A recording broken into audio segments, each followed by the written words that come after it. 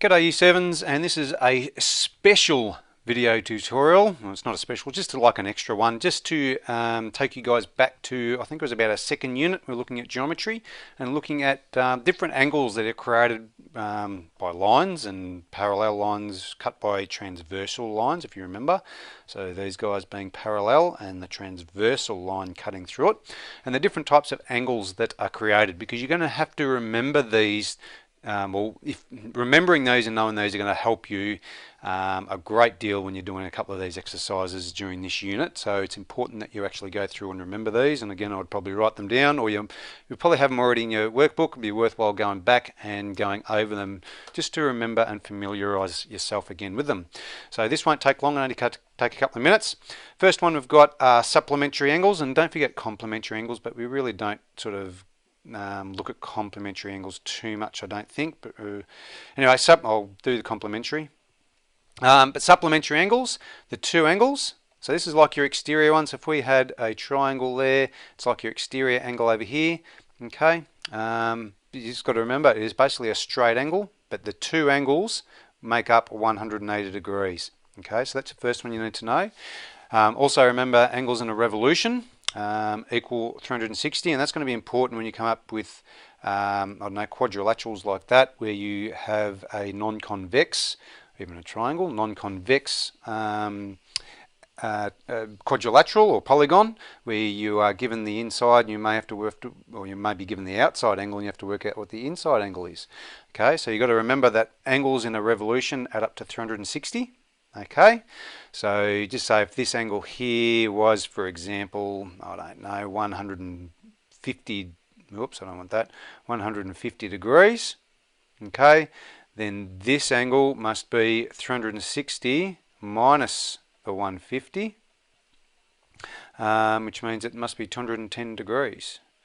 If I've done that right, 210, 310, 360, that's right. Okay, so that's what that angle is, so that's how you calculate that.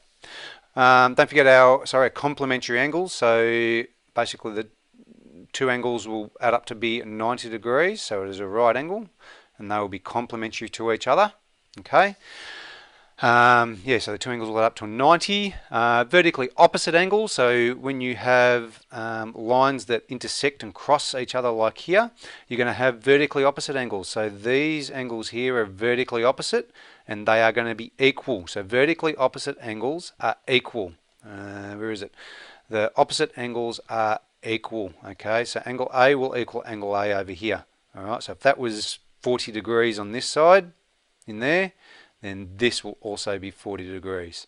And these guys are going to be the same as well. So if these guys were, I don't know, 120 degrees in there, then this one would be 120 degrees in there. So they are exactly the same. They are vertically opposite, and they are equal.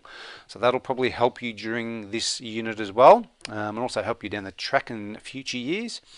Don't forget we've got corresponding lines. So when we've got parallel lines cut by a transversal, you've got corresponding angles. So they're basically angles that are in the same position but on a different line. Alright, so if we got rid of this line, for example, and we had these two lines crossing, and that angle in there was the one we were talking about.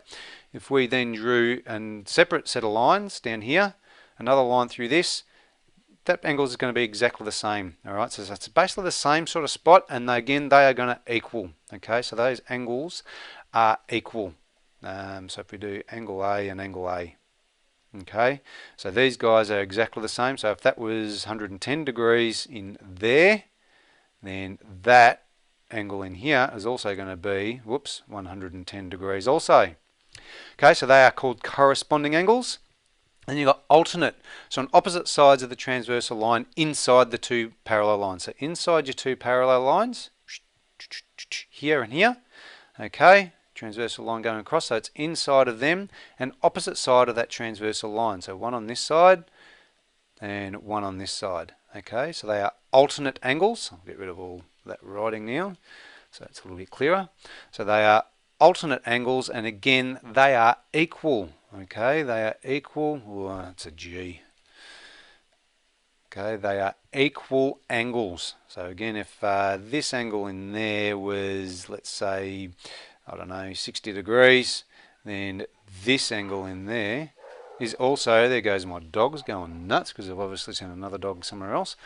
This angle is also going to be 60 degrees. Okay, so it's important that you remember all those types of angles, because you may or may not, or you probably will be using some of them to calculate some of the angles, particularly in the harder problems during a couple of these exercises with triangles and quadrilaterals. So very important that you learn them, understand them, because they will be useful. All right, that's all I need to say. Thank you guys. Make sure you remember them. Bye-bye.